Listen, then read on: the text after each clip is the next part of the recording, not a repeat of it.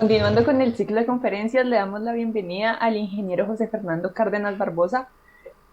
Tiene experiencia en investigación en el área de mecánica de la fractura y fatiga, así como en el diseño de bicicletas y mecanismos.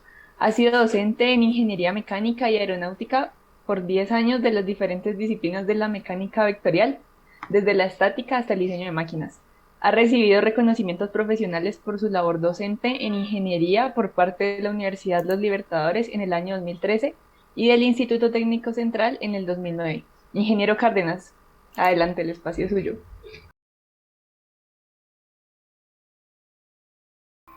Ok, entonces vamos a entrar un poco en la historia del estudio teórico de las estructuras aeronáuticas. Entonces, hay un señor por ahí en la historia llamado Wöhler, no sé cómo se pronuncia eso en alemán, supongo que será Wöhler. Eh, este hombre tuvo una gran observación, o se dio cuenta de el siguiente fenómeno. Todo el mundo sabe que cuando hace un diseño mecánico, el diseño mecánico siempre se va a calcular de forma que los esfuerzos no excedan, por ejemplo, el esfuerzo de fluencia o cualquier otro esfuerzo que se determine como esfuerzo de falla, como por ejemplo el esfuerzo último del material o algo así.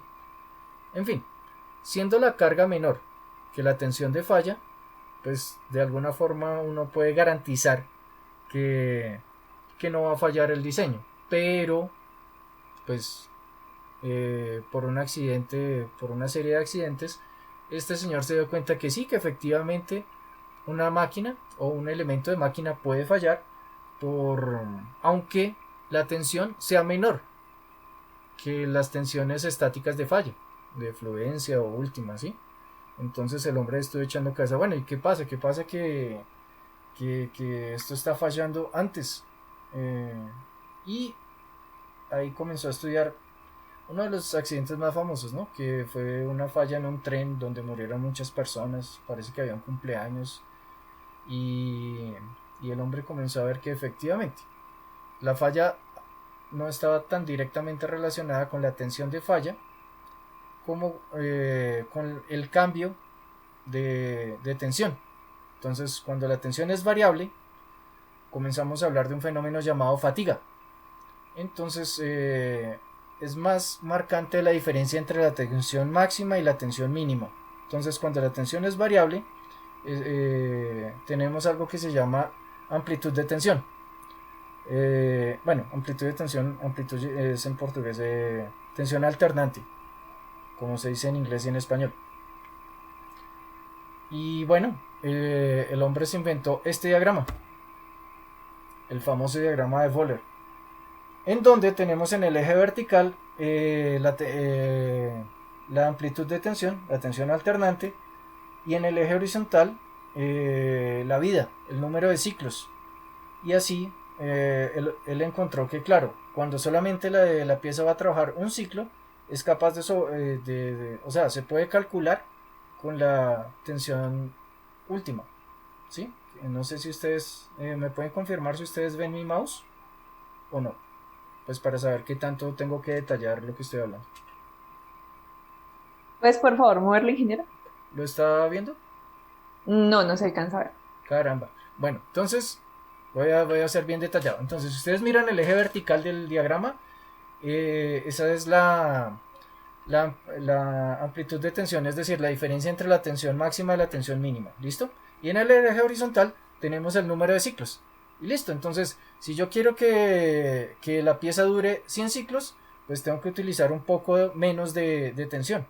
Pero si yo quiero que dure 1 millón de ciclos, pues voy a tener que utilizar una tensión bien menor.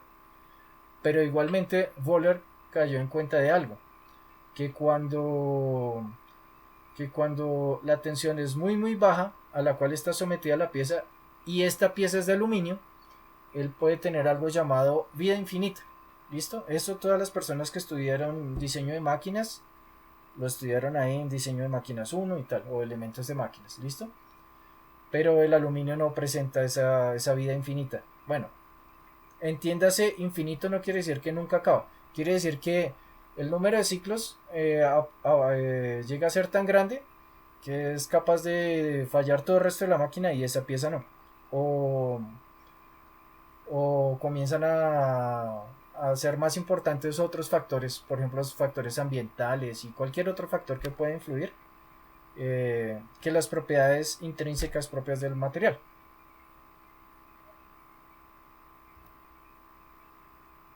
Bueno, entonces, continuamos. Fatiga y fractura de metales. Hasta ahí, esa fue la primera aproximación de falla por fatiga que tuvimos en ingeniería. Pero no es la única. Tenemos otra que se llama mecánica de la fractura, cuya historia es la siguiente. En esta presentación, en esta slide, vemos la falla del primer jet comercial, el famoso Comet, del año 1954. Entonces, hubo un par de fallas en ese avión, todo el mundo estaba desesperado porque no sabían por qué ese avión tan bueno, que ya se había usado tanto, estaba fallando. Y el investigador del caso, él hizo cosas increíbles para la época porque no existía esa teoría que existe hoy, ni los medios matemáticos ni computacionales. Pero el hombre, él ya teniendo idea de lo que había pasado, que tenía que ver las fallas con las ventanas, él hizo lo siguiente. Resulta que parte de la carga variable... disculpa, ¿está viendo una imagen solamente el slide o también me veo yo? Pues para ver si mis movimientos ayudan en la explicación. Sí, ingeniero, también se está viendo su cámara en el... Listo, perfecto. Entonces, ¿qué hizo este ingeniero? Ya que las ventanas tenían fallas y probablemente tenían que ver con los vértices, él lo que hizo fue lo siguiente. Cada ciclo en un avión es algo llamado Y-A-Y, que ya lo había mencionado. Ground, air, ground. Tierra, aire, tierra. Es decir, despegar, volar, aterrizar. ¿Listo? Eso es un ciclo aeronáutico. No quiere decir solamente cargo, descargo. No, un ciclo es un ciclo completo de trabajo de la máquina. Con cualquier máquina. Puede ser un tren, puede ser cualquier cosa. El motorcito de la puerta eléctrica, la portería, cualquier cosa. ¿Listo? Entonces eso es un ciclo de trabajo. Digamos, en una puerta sería abrió y cerró. ¿Listo? Claro, los ejes hicieron varios giros, pero todo junto es un solo ciclo. Ok, entonces, ¿qué hizo este señor? Cada ciclo implica también la presurización y despresurización de la cabina.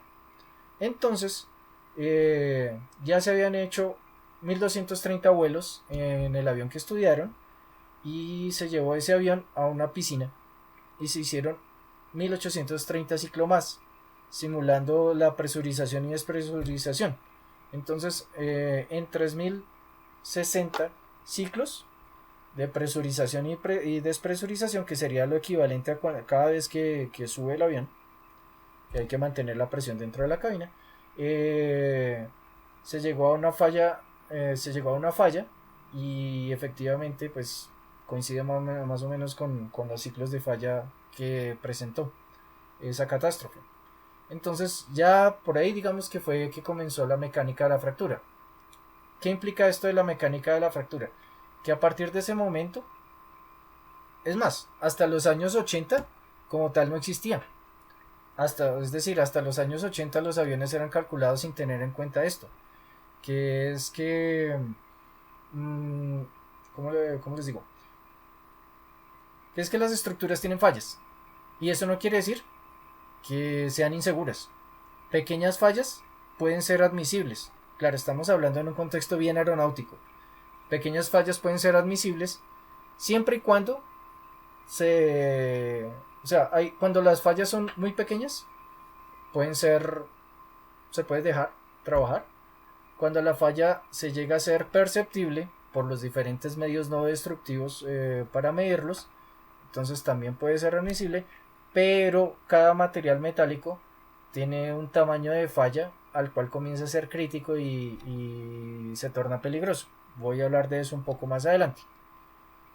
Pero entonces cambió completamente el concepto, por ejemplo, del mantenimiento y del diseño. ¿Sí? Es más, ¿de qué sirve esto? Pues sabiendo que el avión tiene fallas no peligrosas, se puede dejar volar el avión cierto número de ciclos hasta cuando se calcula que se torna el tamaño de la falla peligrosa, y eso que hace que las paradas para mantenimiento sean bien menores, y pues económicamente es la diferencia es gigante, ¿sabe? Por parar para hacer mantenimiento. Ok, entonces ahora vamos a entrar en detalle. Eh, como tal, esta ciencia de la mecánica de la fractura, entonces va a tener en cuenta estallos, no sé, estas tres etapas: nucleación, propagación y falla catastrófica, como ven ustedes en el slide. ¿Qué es la nucleación? Que comience la falla. Bueno, ¿y de dónde sale la falla? Si el material está todo maquinado perfecto, uno lo puede dejar con acabamiento de espejo, el eje y todo. Hombre, no existe el material perfecto. Todo material tiene alguna imperfección, y si la superficie quedó perfecta, entonces probablemente va a primar alguna falla interna, por ejemplo en el momento de la fusión o algo así del material. Entonces siempre existen las fallas. O sea, las fallas son propiedades de los materiales. Quien estudió ciencia de los materiales sabe los diferentes tipos de dislocamientos y todo que tienen los materiales. Entonces, si ustedes miran la imagen, eh, uy, este es un gran resumen de literatura. Esa primera etapa eh, es el inicio. ¿Y cómo se hace el inicio? Con los ciclos, vamos a pensar que es un eje, ¿cierto? Entonces cada vez que el eje va girando, normalmente él va haciendo un ciclo así, ¿sí? Entonces, ¿qué es lo que pasa? Pasa de compresión a tensión, de compresión a tensión, de compresión a tensión. Y en la superficie, los granos del material, en este caso un aluminio aeronáutico, los granos del material, depende de la forma y depende del tamaño, ellos van a estar moviéndose, hasta que va a comenzar a haber un deslizamiento entre ellos. Ese deslizamiento es el inicio de una falla. Pero no, en ese momento no se considera como falla, o sea, existe en el material, pero no se considera falla. Primero porque la probabilidad de tener algún método en la aeronave para medirla es, ¿sí? Y segundo porque es una falla tan pequeña que solamente es del tamaño para romper algunos granos del material. Solamente se considera que comienza a propagar la falla cuando por lo menos este tamaño de grieta llega a ser eh, mayor que el tamaño del cubito, digámoslo así, con que es formado el material. Lo vamos a ver un poco más adelante. Listo, después de que se crea la primera falla por ese deslizamiento y ya comienza a propagar, digamos que se creó una falla y esa falla cada vez propaga más, entonces esa es la segunda etapa, que es la propagación. Entonces uno sabe que a cierto número de ciclos se va propagando la grieta, y finalmente, aunque sea un material dúctil como el aluminio, que uno sabe que él se deja estirar, se deja deformar un poco, si es acero también, ¿cierto? Uno lo puede formar, y lo puede formar para el otro lado un poco, ¿tá? Pero ¿qué pasa? Que con los ciclos va a llegar un momento en que va a fallar ese material dúctil como si fuera un material frágil, ¿sí? Cual vidrio, ¡pac! Va a estallar y no va a dar tiempo de nada. Así el ruido y todo va a ser bien representativo. Entonces, como que un material dúctil se convierte en frágil por la fatiga. Entonces, aquí estamos viendo un poco, entonces, esa falla superficial de la banda de deslizamiento la podemos pensar como si fuera una grieta. Los que estudiaron diseño de máquinas recuerdan que es un KT, que es la relación entre la tensión que se le está haciendo a la pieza, que no es la misma que la tensión local en el sitio donde está la falla. Sí, esa relación entre la tensión que está aguantando toda la pieza con la tensión en el punto de muesca o de falla es lo que se llama un KT. Este KT hace parte de las dos teorías, de la de Wöhler y la de mecánica de la fractura. Y vemos en la última imagen a la derecha, ese cubito ahí, es la estructura. En este caso, si estamos hablando de un aluminio, será una estructura FCC, Face Cubic Center, ¿sí? Cúbico de cara centrada. Y entonces ese plano que ustedes ven achurados sería por donde se va a presentar esas bandas de deslizamiento. Entonces es muy importante conocer la microestructura y la ciencia de los materiales para estudiar la mecánica de la fractura. Bueno, entonces cada vez que tenemos un ciclo, recuerde que ciclo en el caso de un avión es tierra, aire, tierra, ¿sí? Vamos a tener unas marcas que vamos a llamar, por ejemplo, marcas de playa. Entonces, mirando esta diapositiva, son las marcas mayores, las que están más oscuras, ¿listo? Entonces, la distancia entre las marcas más oscuras, esas marcas conocidas como marcas de playa, es un ciclo, ¿sí? Llámese eje, llámese pieza aeronáutica, llámese lo que sea, pero esos son los piezas. Entonces, digamos que volvamos al ejemplo del motor ahí que abre y cierra la puerta de la portería. Entonces uno sabe que da varios giros el eje del motor en un mismo ciclo, ¿cierto? Para abrir y cerrar la puerta. Entonces, cada ciclo serían esas marcas menores, que son las estrías, ¿listo? Que si coincide uno a uno, no necesariamente, pero aproximadamente da para hacer una idea de cuántas veces trabajo dentro del ciclo de trabajo. ¿Listo? Bueno, entonces ahí vemos en la imagen de la derecha lo que sería un ciclo tierra, aire, tierra de una aeronave.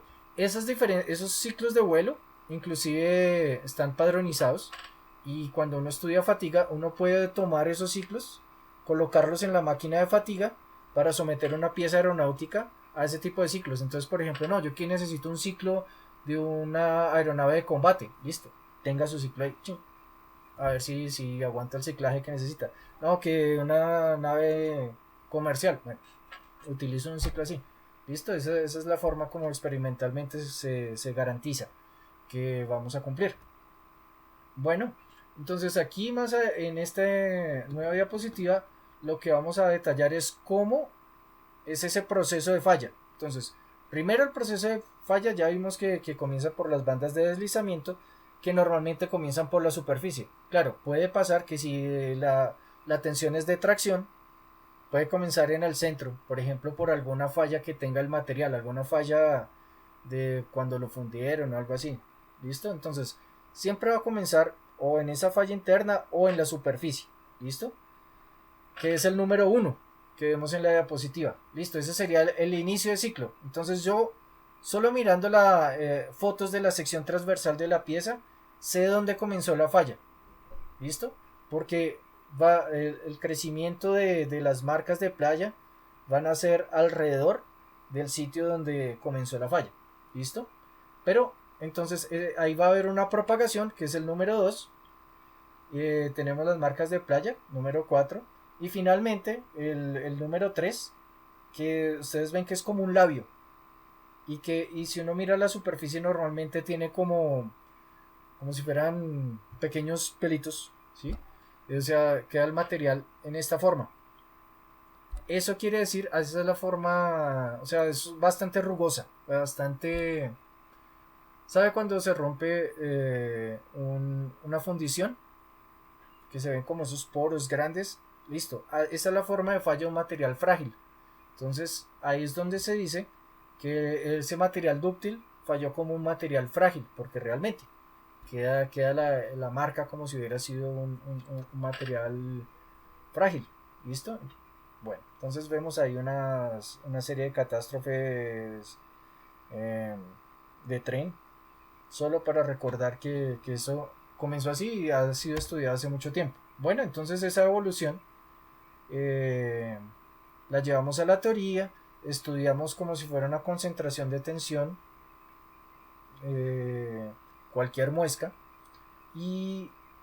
pero necesitamos llevarlo al laboratorio. O sea, si yo como sé que eso que está pasando allá afuera, ¿cómo lo reproduzco en el laboratorio para poderlo estudiar? Ok, pues utilizo cuerpos de prueba como este de la foto de la derecha. Ese es uno de los cuerpos de prueba que utilicé. Esa geometría la llamamos CT.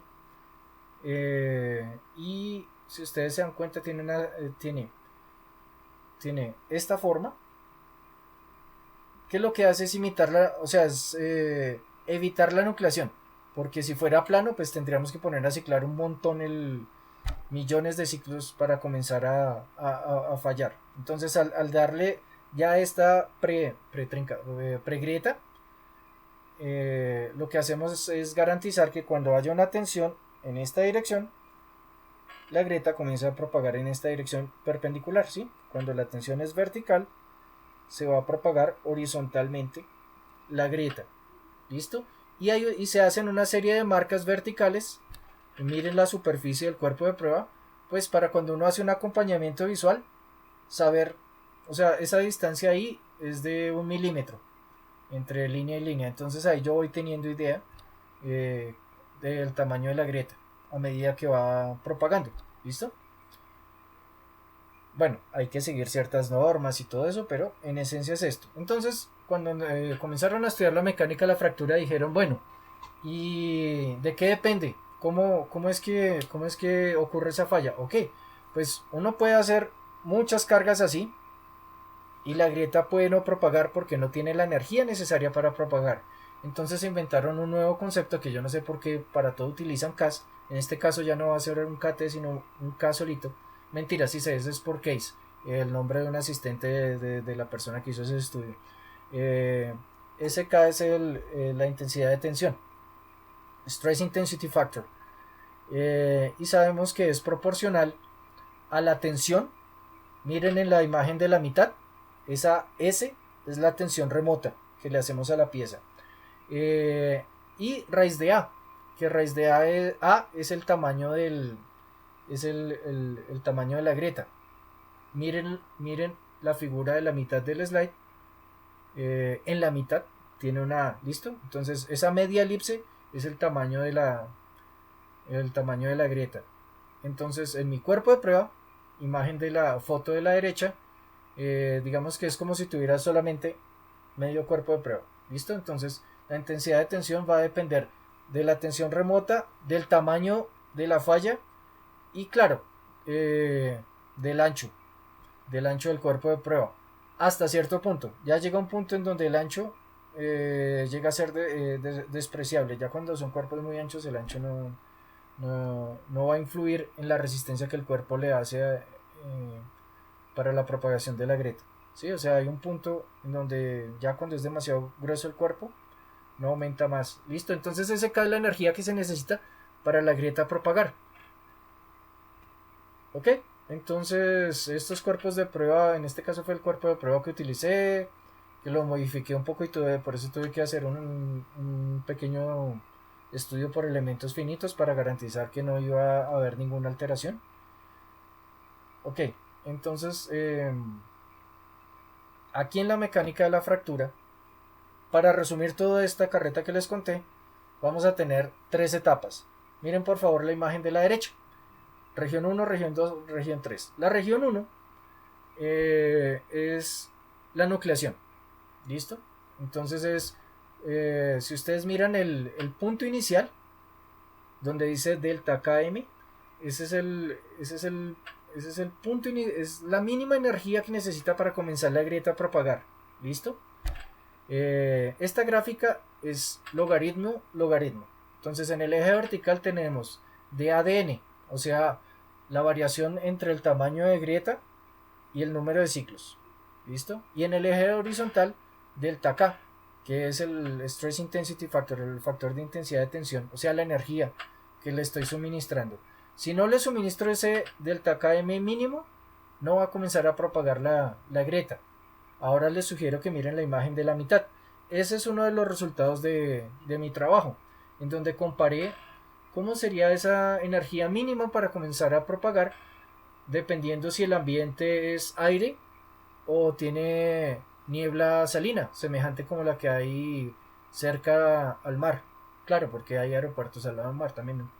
Entonces, bueno, ese estudio de diferentes factores como el ambiental, pues va a modificar la resistencia del material.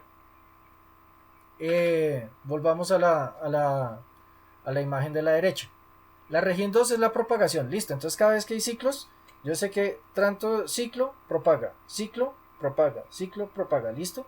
Esa parte Si bien no es una recta, se parece mucho a una recta. Entonces alguien dijo, no, pues ya que esta gráfica es logarítmica, de hecho se hizo logarítmica fue para que pareciera una recta, esa recta va a tener esa ecuación que tiene ahí en la parte de abajo que dice Paris Law, de AdN es igual a C delta K a la N, donde C y N, o M, son constantes del material, ¿listo? Y el de AdN pues es la tasa a la cual está propagando la grieta, y el delta K la energía suministrada por las cargas, ¿listo? Y la región 3 es la región de falla catastrófica, en donde con un simple ciclo es mucho lo que propaga la pieza. O sea, realmente uno no alcanza a hacer nada. Cuando entra en esa parte, un ciclo propagó, otro ciclo propagó y ¡pa! Quebró. ¿Listo? Ok, entonces ahí tenemos la ecuacióncita de AdN es igual a C delta K a la N. Esa recta es la que se llama como ley de París. Recuerda, esa es la ecuación de una recta cuando tiene una gráfica logarítmica. Ok, entonces esta es una comprobación experimental. En mi trabajo, noten cómo a medida que va propagando la grieta, con cada ciclo propaga mucho más la falla. Con cada ciclo de carga propaga mucho más la falla.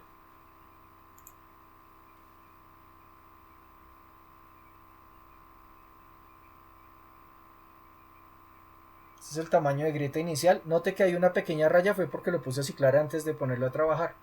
Iba acompañando el tamaño de la grieta visualmente, y también por caída de potencial, que es otra técnica que utilizamos para medir las grietas.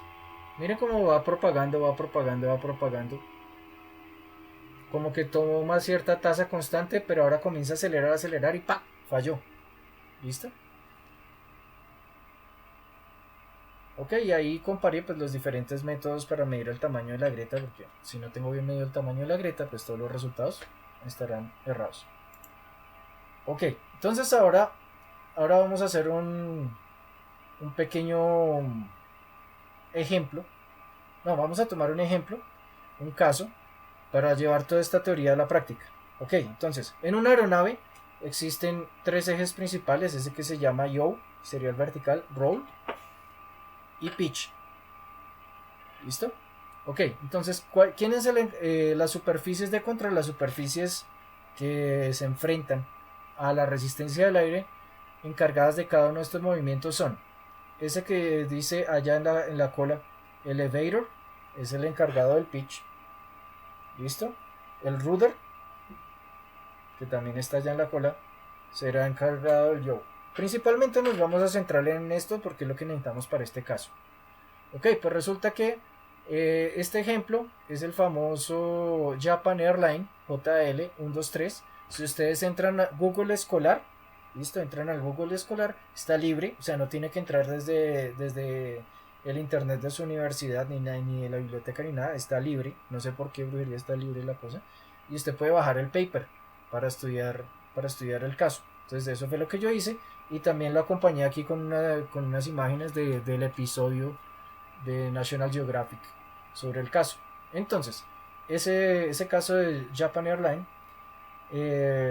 fue así. Pero resulta que antes de cuando fueron a hacer el estudio de por qué falló, encontraron una foto en donde el avión se quedó sin cola. ¿Cómo así que se va a quedar sin cola? Pues claro, va a perder mucha maniobrabilidad, ¿sí o no? Pero eso no explicaba por qué el avión no podía tener control. O sea, eso explicaba por qué el avión no podía hacer esto, pero no explicaba por qué el avión no tenía el control vertical y comenzó a andar en ciclos así. Pues, ¿qué pasó? Se encontró, cuando encontraron las piezas catastróficas, encontraron que esta pieza que dice Pressure Bulkhead, que es en español creo que le dicen mampara, esa pieza había fallado. ¿Y qué pasó? Recuerden que habíamos hablado de la presurización.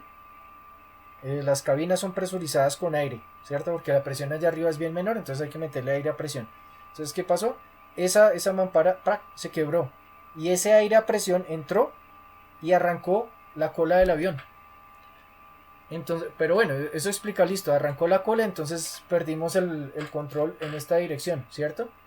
Pero podríamos subir y bajar. Pues no, porque resulta que ese aire a presión, al quebrar la cola, quebró toda esa parte que estaba ahí y quebró las líneas hidráulicas. Recuerden que los comandos ahí no son, no es que el piloto mueva y sean unos cablecitos jalando como en las aeronaves menores, sino son líneas hidráulicas, son actuadores hidráulicos los que hacen mover los actuadores. Y se quebraron también por ese aire a presión. Entonces también perdieron el control para subir y bajar. Ok, ¿y por qué pasó eso? Muy sencillo, porque alguna vez que hubo 7 años antes de ocurrir el accidente, en un proceso de pozo, cuando el avión aterrizaba, aterrizó con la nariz muy para arriba. Entonces la cola del avión golpeó el piso y fue necesario reparar esa pieza, esa mampara que vemos ahí, ¿listo? Ese asterisco que vemos ahí. Fue necesario repararlo, pero la reparación no fue bien hecha. ¿Cómo fue la reparación? Resulta que Boeing había enviado, ahí en esta imagen de la izquierda, vemos en la parte izquierda, donde dice Direct Repair, es cómo debería haberse hecho la reparación. Y en la derecha, Actual Repair, cómo se hizo la reparación. Pues, ¿qué pasó? La reparación fue proyectada para que una lámina le transmitiera a la otra la fuerza, la tensión, con dos hilas, con dos filas de rivets, de remaches. Pero los japoneses hicieron una modificación. Entonces, hombre, no siguieron las instrucciones de los ingenieros, sino que se inventaron su propia forma de hacer el arreglo y acabó trabajando solamente una fila de remaches. Ahí que quedaron sobrecargados. Claro, de por sí cada vez que se hace un agujero en la lámina es una concentración de tensión, pero cuando la tensión remota es bien mayor, pues va a haber una nucleación y una propagación mucho más rápido, ¿sí? Entonces, si originalmente el avión podía haber sobrevivido muchos más millones de ciclos, pues ahí aumentamos la intensidad de tensión y le disminuimos la vida útil a la pieza. Eso fue lo que pasó. Entonces, en la imagen de la derecha vemos una especie de simulación en donde pequeñas grietas comienzan a propagarse entre los remaches. Y claro, a medida que se van propagando puede pasar que se van juntando y se propagan todavía más rápido. Eso fue lo que pasó, igual que pasó con ese primer avión que les comenté, el famoso Comet, solo que no fue en remaches, sino fue en las esquinas de las ventanas. Bueno, entonces esta es la última imagen. ¿Y qué vemos acá?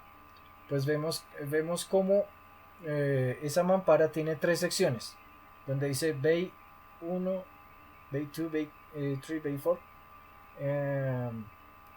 Está dividido en regiones. Las grises es donde solamente quedó trabajando una hilera de remaches. Y las que están sin marca, en blanco, fue donde quedaron trabajando dos hileras de remaches. Entonces fue eso, hombre, fue una reparación mal hecha. Y eso hizo que se sobrecargara la concentración de tensión y por ahí comenzaron a falla, que al cabo de cierto número de ciclos pues hicieron a falla. Comentario.